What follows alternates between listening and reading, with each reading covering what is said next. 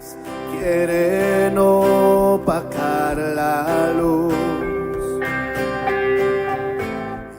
Hola, ¿cómo están? Bienvenidos nuevamente a nuestro tiempo de comunión con el Señor, nuestro tiempo de compartir la palabra. Siempre le doy gracias a Dios por tener esta oportunidad de estar enseñando las Escrituras, y sobre todo le doy muchas gracias porque usted sigue allí en ese lugar y en estos días y en este tiempo aprendiendo de lo que el Señor nos está dando a nosotros como iglesia. La verdad que le pido al Señor que usted reciba toda la sabiduría del cielo y sea bendecido por la palabra del Señor, y que esa palabra quede firmemente sellada en su corazón.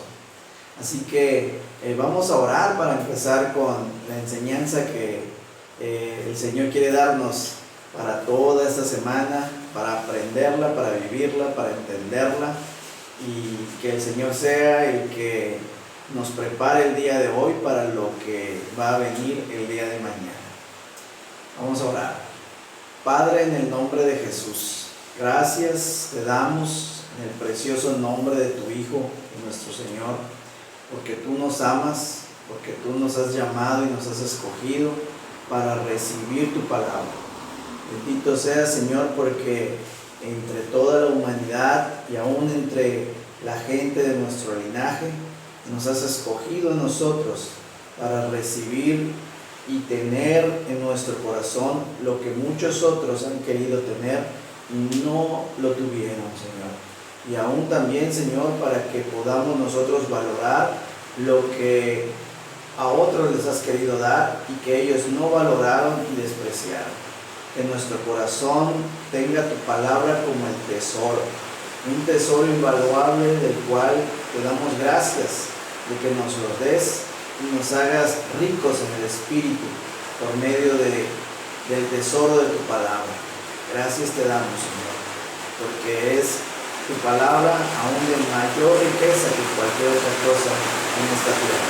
En el nombre de Jesús, amén. Bien, pues empecemos yendo al libro de Juan, en el capítulo 13, versos del 9 al 11. Juan capítulo 13, del 9 al 11, nos dice la Escritura: le dijo Simón Pedro, Señor, no solo mis pies, sino también las manos y la cabeza. Verso 10, Jesús le dijo, el que está lavado no necesita sino lavarse los pies, pues está todo limpio, y vosotros limpios estáis, aunque no todos. Verso 11, porque sabía quién le iba a entregar, por eso dijo, no estáis limpios todos. Bien, pues hoy vamos a aprender acerca de la limpieza. Y el Señor quiere que nosotros tengamos una limpieza en una parte de nuestro cuerpo, pero que más bien se refleje en una limpieza en el espíritu. Y esa limpieza espiritual proviene de tener limpio algo que el Señor quiere lavar en nosotros. Y empezando con este versículo en Juan 13, o estos versículos de Juan 13 del 9 al 11, vemos cómo Simón Pedro en el verso 9 le dice al Señor, Señor, no solo mis pies, sino también las manos y la cabeza. ¿Sí? Hemos aprendido en otras enseñanzas que cuando Pedro hablaba acerca de las manos y la cabeza, las manos representan la voluntad de la carne y la cabeza representa la voluntad de los pensamientos. Entonces Jesús en el verso 10 le dice, el que está lavado no necesita sino lavarse los pies, pues está todo limpio, y vosotros limpios estáis, aunque no todos. Aquí Jesús estaba haciendo alusión de que el que está limpio ya tiene lavadas las manos y la cabeza, y que solamente le falta que se le laven los pies. Y él mismo menciona, pues está todo limpio, ¿sí? Y vosotros limpios estáis, aunque no todos. Él decía que de sus discípulos están lavados o estaban limpios de las manos y de la cabeza, y solo les faltaba ser lavado de los pies. Y luego él agrega que no todos estaban limpios. Y la escritura en el verso 11 nos dice, porque sabía quién le iba a entregar. Entonces el que le iba a entregar no había sido lavado o no había permitido que el Señor le lavase las manos y la cabeza. Es decir, no había permitido que el Señor le lavase la voluntad de la carne y la voluntad de los pensamientos. Y el resto de los discípulos tenía lavadas las manos y tenía lavada la cabeza. Es decir, estaban limpios de la voluntad de la carne y de la voluntad de los pensamientos. El Señor quiere que sus discípulos estemos lavados con la palabra. La palabra es el agua con el cual Él nos va a lavar, ¿sí? De la voluntad de la carne y de la voluntad de los pensamientos. Pero de esas dos cosas que el Señor quiere lavarnos, la voluntad de la carne y la voluntad de los pensamientos, hoy vamos a hablar acerca de los pensamientos, ¿sí? Es decir, de la cabeza. Cuando el Señor hablaba en estos versículos de que el que está lavado no necesita sino lavarse los pies, es en alusión a lo que Pedro decía, sino también las manos y la cabeza. Al hablar de la cabeza, Pedro mencionaba físicamente la cabeza de nuestro cuerpo, pero sabemos que en nuestra cabeza se encuentran los pensamientos. Entonces no se trataba de que se lavara la cabeza con agua y con shampoo y que quedara limpios sus cabellos, sino que estaba hablando de los pensamientos. Jesús decía, ustedes están limpios tanto de las manos como de la cabeza. Es decir, ya Jesús había lavado los pensamientos de sus discípulos.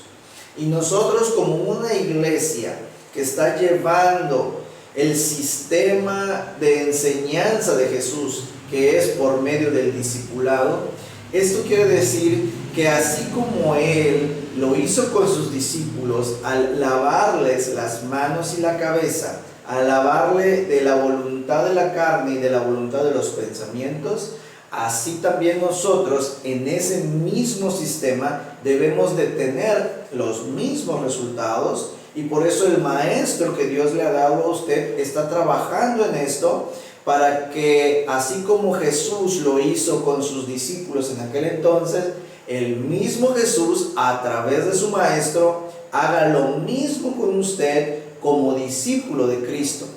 Y esto es en alusión a que también usted debe ser limpio de sus pensamientos. Los pensamientos de usted y los míos deben de ser pensamientos limpios. Y los pensamientos limpios se dan después de haber lavado los pensamientos anteriores a la etapa de discipulado. Eso quiere decir que nuestros pensamientos de la vida que llevamos sin Cristo, de la carne, la que nos fue enseñada por nuestros abuelos, por nuestros padres, por la televisión, por los medios de comunicación, por la sabiduría de nuestra propia opinión, todos esos pensamientos son pensamientos inmundos, es decir, pensamientos encerrados y clavados o enclavados en el mundo. A eso se refiere la palabra inmundo, que están dentro del mundo, que pertenecen al mundo.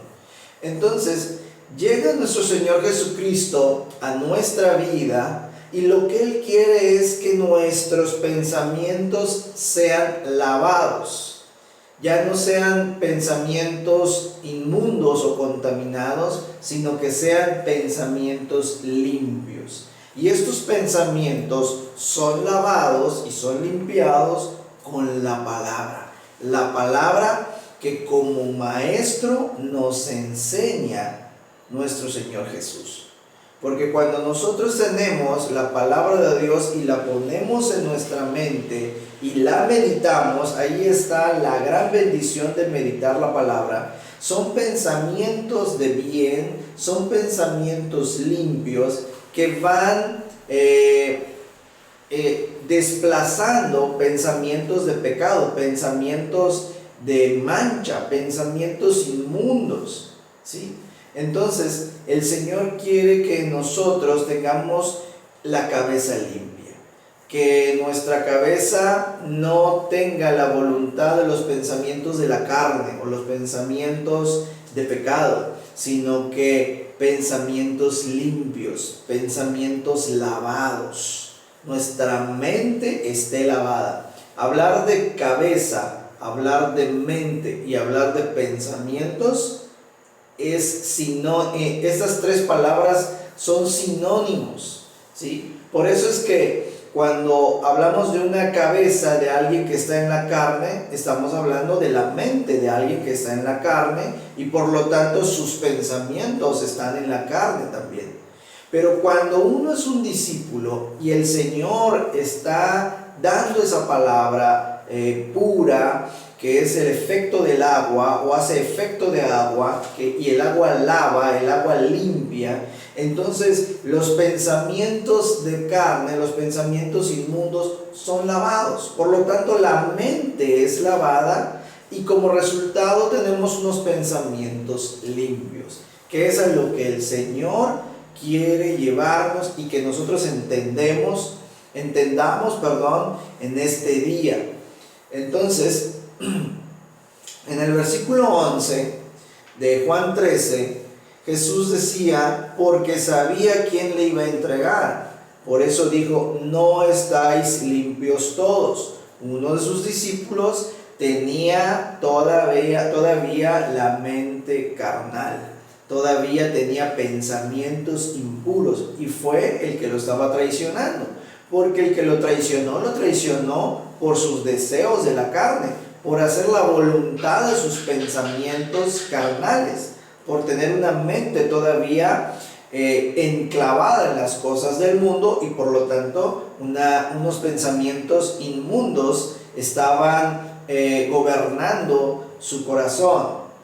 Y luego vamos al capítulo 15, verso 3 del libro de Juan, en donde Jesús ratifica lo que en Juan 13 había dicho de la siguiente manera. Juan 15:3 dice, ya vosotros estáis limpios por la palabra que os he hablado. Entonces, la palabra que el Maestro nos enseña es la palabra que nos va a limpiar a todos nosotros.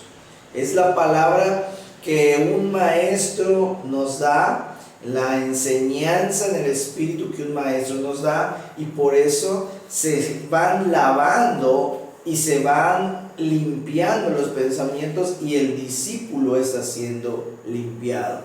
Por eso es que en Juan 13, que es el pasaje anterior que vimos, Jesús decía que habían 11 que estaban limpios, ¿sí? Pero había uno que no estaba limpio. Pero en Juan 15 ya dice que vosotros estáis limpios por la palabra que os he hablado. En Juan 15 estaba refiriéndose exclusivamente a los que ya estaban limpios. Ahí ya no hace referencia de que algunos de los que estaban allá no estaban limpios o no estaba limpio. No, sino que en Juan 15:3 ya les está afirmando que ellos, los que estaban delante de él en ese momento, estaban limpios por la palabra que él les había hablado.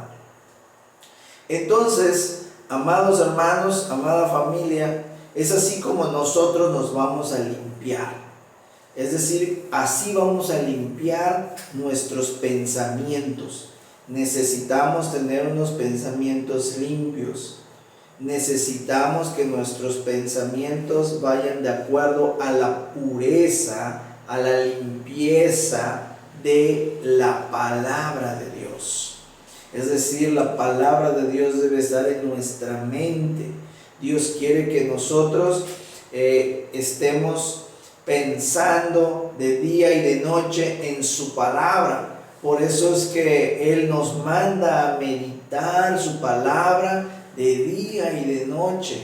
Por eso es que Él nos habla de que nuestra delicia debe de ser su palabra y que nosotros debemos deleitarnos en ella de día y de noche. Nos lo dice en el libro de Josué y nos lo repite en el libro de los Salmos, y así es como nosotros debemos de estar siendo limpiados en los pensamientos.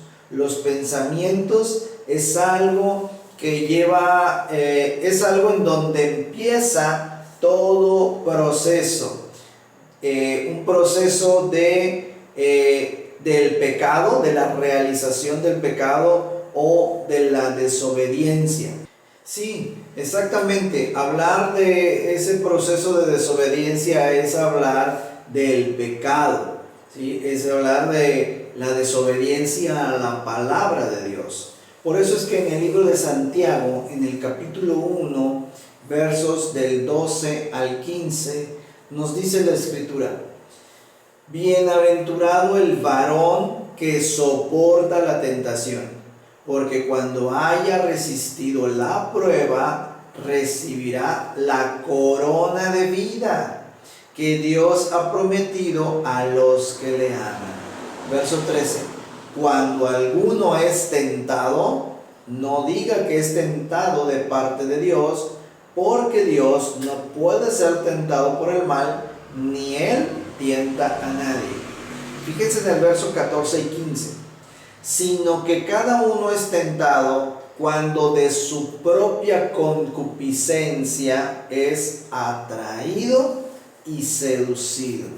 Entonces, la concupiscencia, después que ha concebido, da a luz el pecado, y el pecado, siendo consumado, da a luz la muerte. ¿Sí? Bien, les comentaba que hay un proceso para el pecado, que viene siendo la desobediencia a la palabra de Dios, pero ese mismo proceso es el camino, o tiene el mismo seguimiento o más bien, tiene el mismo origen que la obediencia, ¿sí? Y se los voy a enseñar con la palabra en el sentido de el pecado, es decir, el origen del pecado y la consumación del pecado, ¿sí? La Escritura nos dice que bienaventurado el varón que soporta la tentación, ¿sí?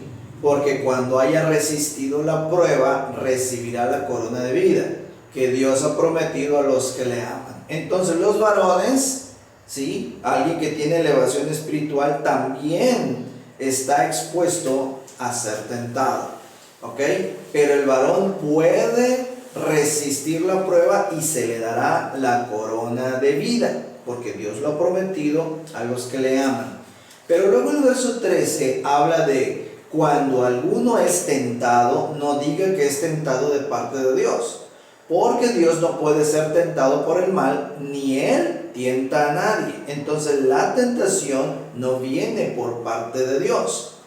Dice el verso 14: sino que cada uno es tentado cuando de su propia concupiscencia es atraído y seducido. Entonces, ¿qué es lo que nos tienta a nosotros? Nuestra propia concupiscencia. Usted debe recordar que cuando usted tomó el curso de rudimentos, hay un capítulo exclusivo que habla de la concupiscencia. Y la concupiscencia hemos aprendido que es algo que está en nuestra mente, en nuestros pensamientos. Ahí está el proceso del cual le estaba yo hablando hace un instante, que en este capítulo o en este pasaje bíblico de Santiago 1 nos habla del proceso para el pecado, para llegar al pecado. Y empieza todo en la concupiscencia, es decir, en los pensamientos. ¿Por qué hay concupiscencia en nosotros? ¿Por qué hay pensamientos de tentación hacia el pecado? Porque hemos vivido en la carne, porque hemos vivido en el mundo, y en nuestros pensamientos quedan los registros del pecado, quedan los registros de nuestra vida mundana. Y cuando nuestros pensamientos vuelven a aquellos ayeres o vuelven a esas vivencias de pecado, reacciona nuevamente nuestra carne con los mismos sentimientos, con el mismo sentir o los mismos deseos de aquel momento cuando se vivió el pecado. Queda una memoria de esa vivencia de pecado en nosotros. Y eso empieza en nuestros pensamientos. Por eso hay una frase que se utiliza en el mundo que dice: recordar es volver a vivir. Es decir, cuando alguien recuerda un momento triste, pues se vuelve a poner triste por el recuerdo o por los pensamientos del ayer que le causaron tristeza. Cuando alguien tiene pensamientos de algún suceso en el cual estuvo alegre, en ese momento se vuelve a poner alegre. Lo mismo pasa con el pecado. Cuando vienen pensamientos de pecado del ayer, vuelven a surgir las mismas emociones y los mismos sentimientos, como si se estuviera viviendo nuevamente el suceso, ¿sí? Entonces, la concupiscencia son pensamientos de pecado que hacen que se reactiven nuevamente en nuestra carne lo que en aquel entonces sintió y vivió, ¿sí? Y por eso es que dice aquí la Escritura que la concupiscencia o nuestra propia concupiscencia es la que nos tienta a cada uno de nosotros si nos dejamos ser atraídos y seducidos por la concupiscencia, ¿sí? Quiero decirle algo: usted y yo no podemos deshacernos de nuestra concupiscencia, no podemos, porque usted y yo no podemos detener no podemos evitar que lleguen esos pensamientos a nosotros, pero sí los podemos detener. Los podemos detener o los debemos de detener antes de que nos atraigan y que nos seduzcan, porque cuando nos atraen y nos seducen, entonces ya se convierte en tentación. ¿Por qué? Porque su carne va a reaccionar a esos deseos, a esos gustos, a esos placeres que la concupiscencia, es decir, los pensamientos de pecado, de ese pecado que en la vida anterior vivió, en los años anteriores vivió, la carne va a reaccionar a esos recuerdos de placer, de gusto, de adrenalina que tuvo en esa vivencia. Y entonces usted se puede sentir atraído y seducido por ese pensamiento, y entonces usted es tentado a volver a realizar ese pecado. Si usted y yo no detenemos la concupiscencia desde el momento que lo detectamos, desde el momento en que llegan esos pensamientos nos van a atraer y nos van a seducir. Y la seducción es directamente un trabajo hacia la carne. Entonces es ahí cuando usted siente los deseos de practicar el pecado. Y entonces ya es tentación. Y entonces ya es tentado por su propia concupiscencia. Entonces, ¿en dónde se origina esto? En los pensamientos. Pero el proceso continúa en el versículo 15, en donde dice: entonces la concupiscencia, después que ha concebido, ¿sí? Si su concupiscencia le atrae y le seduce, entonces va a haber una concepción, ¿sí? Ha concebido, la concupiscencia ha concebido, quiere decir ya hay vida. O sea, ya se está produciendo algo que va creciendo. No precisamente la vida de Dios o la vida en el Espíritu, no a esa vida me refiero, sino que cuando hablamos de concebir, la mujer es la que concibe. Cuando concibe la mujer, cuando ya está embarazada, ya hay algo, ya hay una vida adentro. O sea, ya hay algo que se va a desarrollar y que va a crecer, a eso me refiero.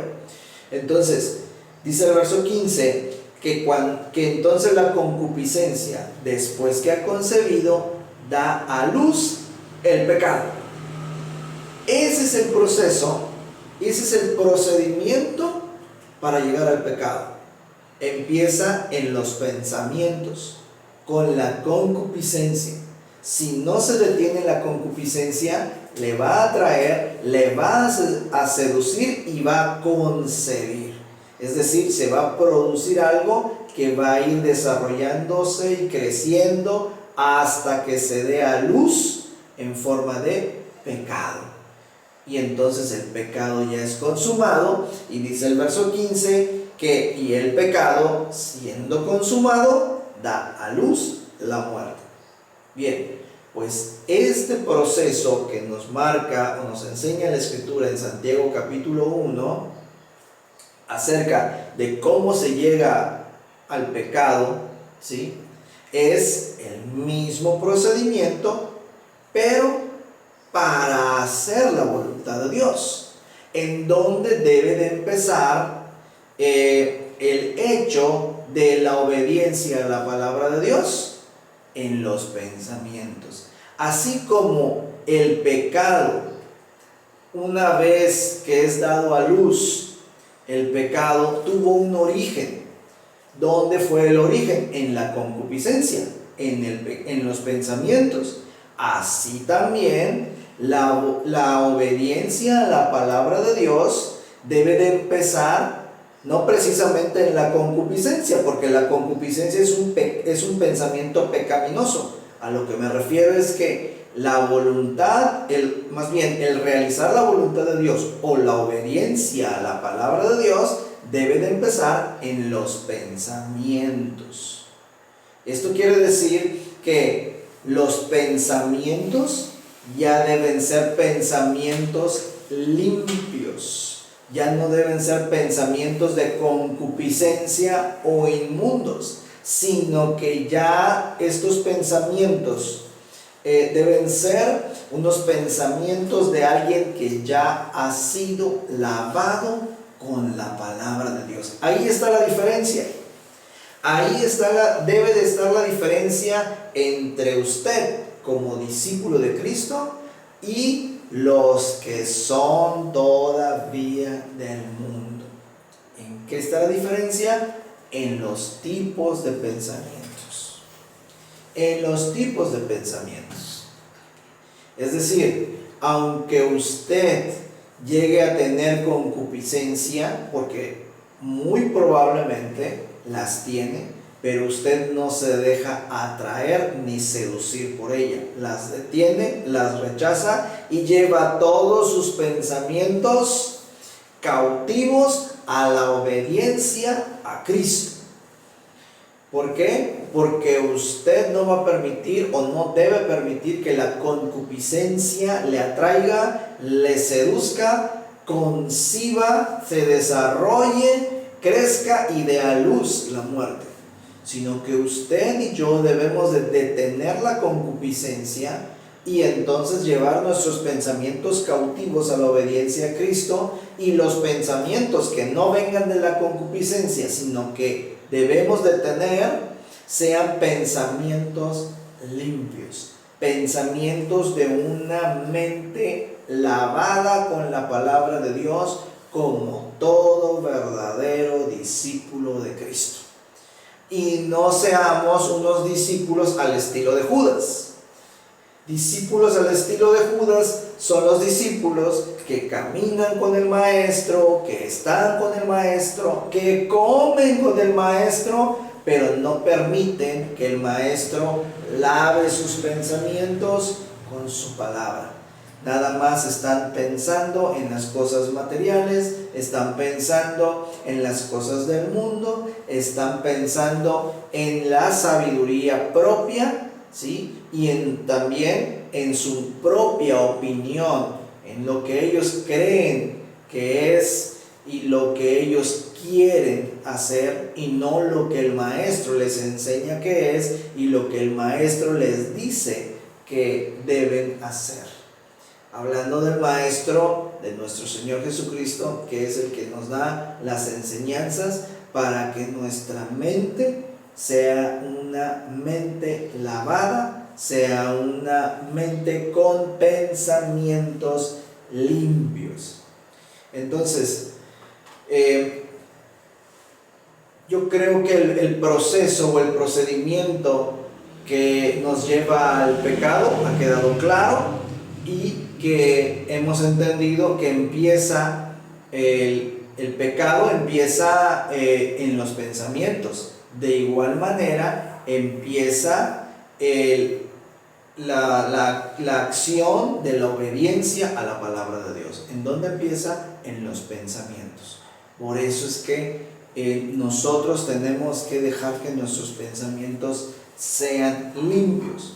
Como dice 1 Corintios capítulo 2, versículo 16. 1 Corintios capítulo 2, 16 dice: porque ¿quién conoció la mente del Señor? ¿Quién le instruirá? Dice: mas nosotros tenemos la mente de Cristo.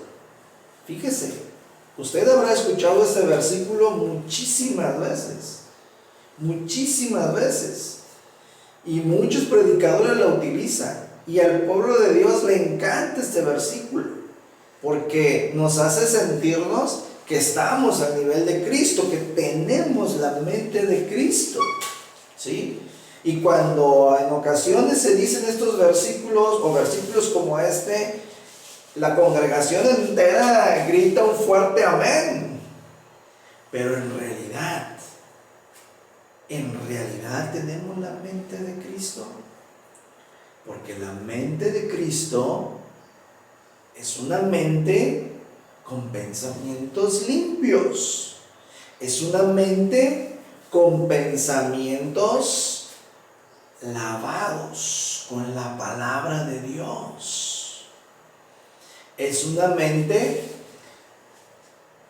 que está limpia, con pensamientos de las cosas del reino, no del mundo. Esa es la mente de Cristo. Así es nuestra mente. Así es su mente.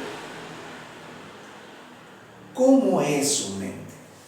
¿Cómo son sus pensamientos? Te invito con todo respeto a que analices tus pensamientos, a que evalúes tus pensamientos.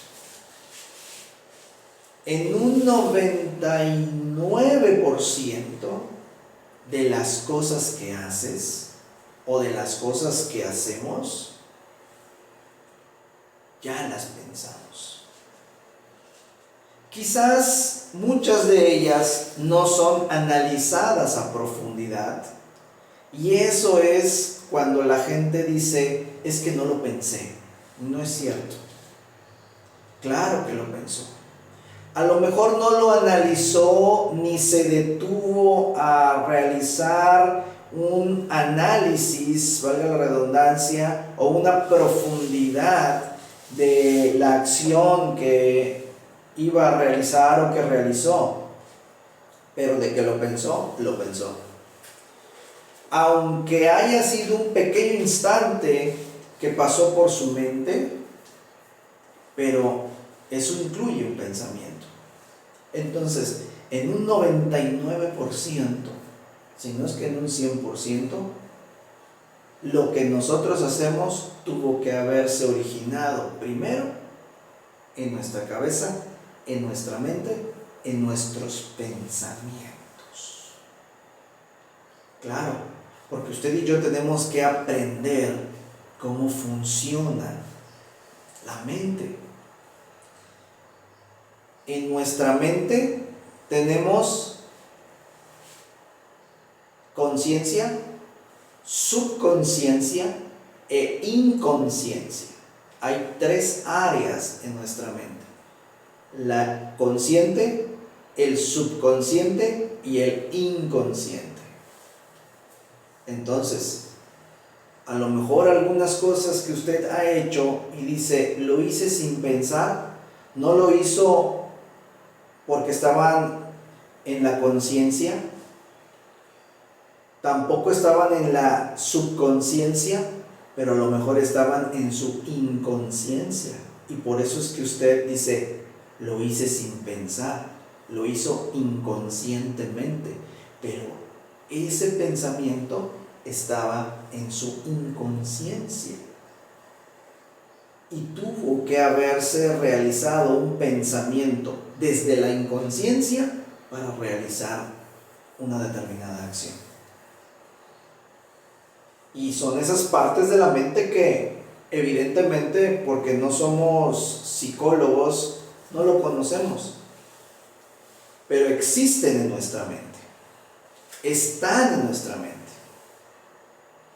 Y por eso es importante que tanto la conciencia como la subconsciencia y también la inconsciencia sean lavados con la palabra de Dios. Hay cosas que usted vivió desde el vientre de su madre y usted no se acuerda, porque en ese momento no estaba usted completamente consciente. Y sobre todo si usted alguna vez habrá dicho alguna frase como la que muchos repiten diciendo, desde que yo me acuerdo, ¿se le hace conocida esa frase? Desde que tengo uso de conciencia, pasó esto y esto y esto. ¿Sí? ¿Por qué se usa esa frase? Porque hay partes de nuestra vida en las que no tenemos uso de conciencia, pero también sucedieron cosas. También hubieron sucesos, acciones, palabras de bendición o de maldición desde el momento en que fuimos concebidos, desde el momento en que estábamos a lo mejor en el vientre de nuestra madre, que sin estar conscientes son cosas que se alojaron en nuestra inconsciencia. Pues hasta allá quiere llegar la palabra de Dios, para lavarnos, para que no hagamos pecado y digamos, híjole, es que no lo pensé. Para que las cosas que están en el inconsciente salgan y sean lavadas. Las cosas que están en el subconsciente también sean lavadas, y también las que están en la conciencia también sean lavadas. Y entonces podamos nosotros tener la mente de Cristo. La mente de Cristo es una mente limpia y lavada en la conciencia, en la subconsciencia y en la inconsciencia. Así debe ser la mente de usted y mi mente. Como discípulos del Señor, debe de haber una limpieza profunda en nuestra mente. Ahí es como se va a marcar la verdadera diferencia entre el discípulo de Cristo y aquel que está en el mundo. El objetivo del Señor es que sus discípulos ya no pertenezcan al mundo, se salgan del mundo. ¿Sí? Por eso es que tenemos que intensificar, de verdad, debemos intensificar nuestra posición de discípulos, en el sentido en que debemos de permitir que el Señor lave nuestra mente en esas tres fases: conciencia, subconsciencia e inconsciencia. Que aquellas cosas que nos están afectando a nosotros desde la inconsciencia, salgan a la luz y sean lavadas con la palabra y con la ayuda de nuestro Maestro. Salgan a la luz, sean limpiados, porque nos siguen afectando grandemente. Y tiene que suceder así, porque la Escritura nos habla que sí se puede llegar a tener la mente de Cristo. Cristo es el Espíritu. Estamos hablando de una mente completamente espiritual, que ni en la conciencia, ni en la subconsciencia, ni en la inconsciencia queda algo de carne. No hay nada de la carne y no hay nada de la voluntad de los pensamientos en la carne. Ya todo es espiritual. Esa es la mente de Cristo. Progreso necesita cristianos que tengamos la mente de Cristo. Y para eso el Señor le ha escogido a usted, para que en esta ciudad, o en la ciudad donde usted esté escuchando desde donde usted esté escuchando este mensaje, Dios quiere que aquí en Progreso y allá en la ciudad, para aquellos que nos escuchan y nos ven en otra ciudad de otra parte de la República o del mundo, en ese lugar donde usted está, usted sea un cristiano que tenga la mente espiritual, completamente espiritual, la mente de Cristo. Esa es la mente de Cristo. Y que no solamente cuando escuchemos este versículo en la iglesia o en la pantalla digamos amén, amén, yo tengo la mente de Cristo, sin entender qué es la mente de Cristo. ¿Cuánta gente cree tener la mente de Cristo y todavía tiene una mente inmunda, mundana, terrenal, que se deja gobernar por la voluntad de la carne y la voluntad de los pensamientos, que no permite que le sean lavados los pensamientos, porque ni siquiera es un discípulo? Qué hermosa es la palabra y qué dura es cuando la logramos entender, cuando el Señor nos la revela y nos permite entenderla más bien, porque entonces vemos realmente cómo la tablita sube de nivel. Y el Señor es el único que nos puede ayudar a lograr llegar, a alcanzar esos niveles. Le voy a mostrar un pasaje en la Biblia de cómo el Señor enseña la diferencia entre los malos y los buenos con base en los pensamientos. Vayamos por favor al libro de Lucas, en el capítulo 16, versos del 1 al 8. Dice la Escritura: dijo también a sus discípulos: había un hombre rico que tenía un mayordomo, y éste fue acusado ante él como disipador de sus bienes. Verso 2.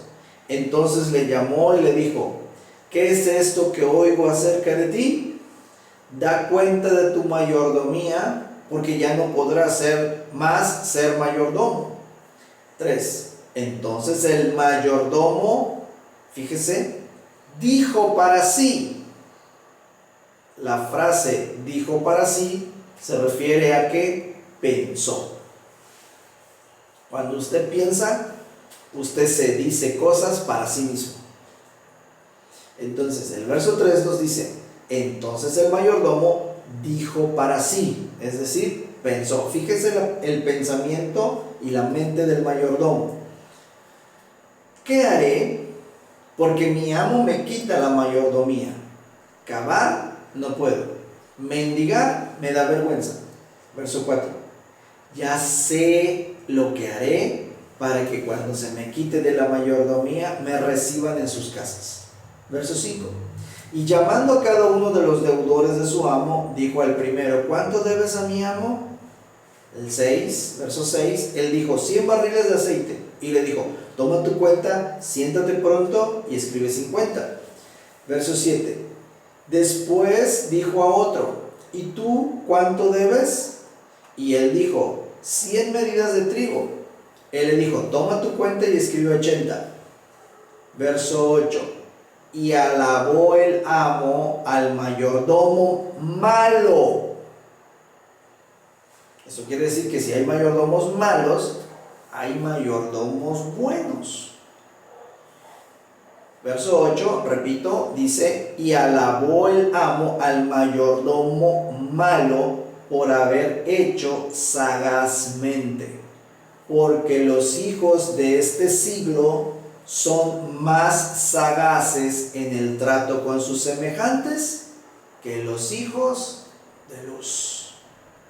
Entonces, aquí hay toda una enseñanza de la cual en posterior prédica la vamos a analizar, pero en este momento, de acuerdo al tema que el Señor nos está llevando a entender en este día, es acerca de el pensamiento que tuvo este mayordomo malo.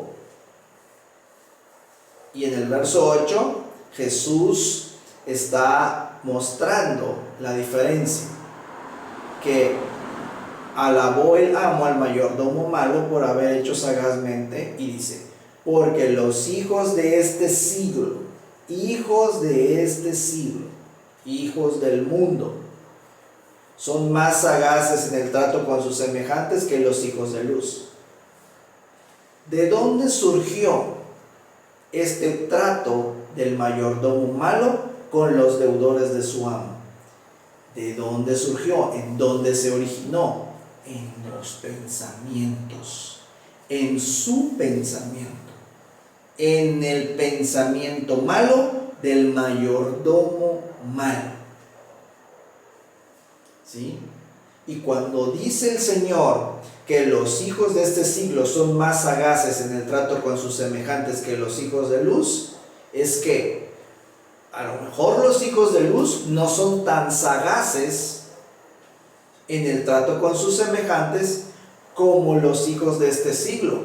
¿Por qué?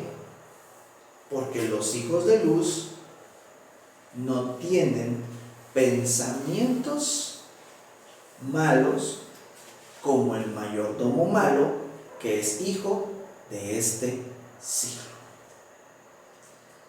Los hijos de luz y los hijos de este siglo tienen una diferencia.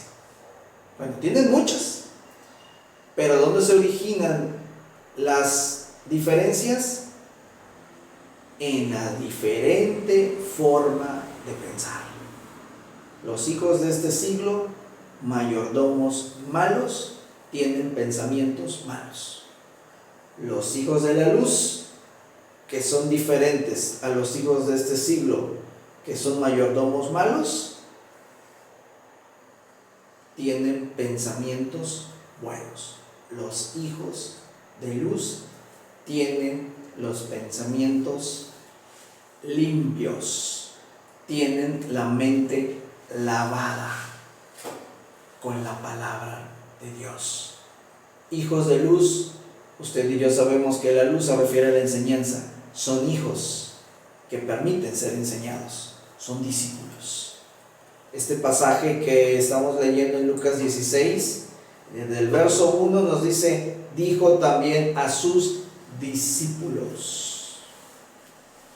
Se lo estaba enseñando a sus discípulos. Es por eso que yo le invito a que permita que usted, siendo un discípulo, permita que el Señor le lave los pensamientos, para que usted tenga pensamientos limpios y un día alcanzar a tener la mente de Cristo. Yo le bendigo en este momento, en el nombre de Jesús, yo le bendigo como una persona que ha entendido esta palabra y sello esta palabra en su corazón. Y le pido al Señor que usted, a partir de este mensaje y sumando los mensajes que usted ya haya escuchado, a partir de este mensaje, para los que estén escuchando un mensaje con base en la palabra de Dios por primera vez, pero también aquellos que han escuchado muchos mensajes con la palabra de Dios, que toda la suma de esos mensajes le hagan tener a usted unos pensamientos limpios, una mente lavada, y que esa mente lavada, esos pensamientos limpios, le estén llevando a actuar con acciones de limpieza, de obediencia, y su pensamiento y sus acciones sean una gran diferencia y muestren una gran diferencia con su vida pasada y con la vida de los que están todavía en el mundo. Lo bendigo de esa manera y deseo firmemente del Señor que Él se glorifique a través de usted en esta ciudad o en la ciudad donde usted se encuentre, mostrándole que usted es un hijo de luz y que en ese lugar usted ha sido escogido, en esa ciudad, para tener la mente de Cristo. Que Dios los bendiga grandemente y en todas las áreas de sus vidas. Hasta pronto, amada familia. Bendiciones.